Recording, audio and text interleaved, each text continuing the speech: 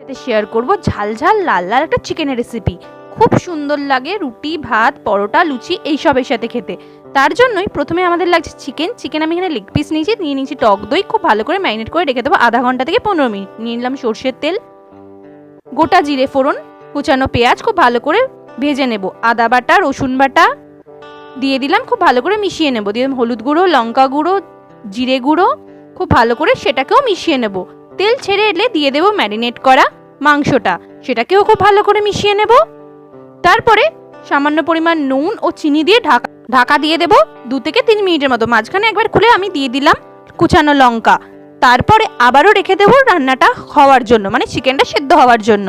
Chicken সেদ্ধ হয়ে গেছে, ওপর থেকে খুব ভালো করে দিলাম ধনেপাতা ও কসুরি মেথি। খুব ভালো করে মিশিয়ে নিলেই তৈরি হয়ে যাবে আমাদের লাল লাল ঝাল ঝাল ধনেপাতা দিয়ে শীতকালে অসাধারণ চিকেন কষা। এটা রুটি, লুচি, পরোটার সাথে অসাধারণ লাগবে।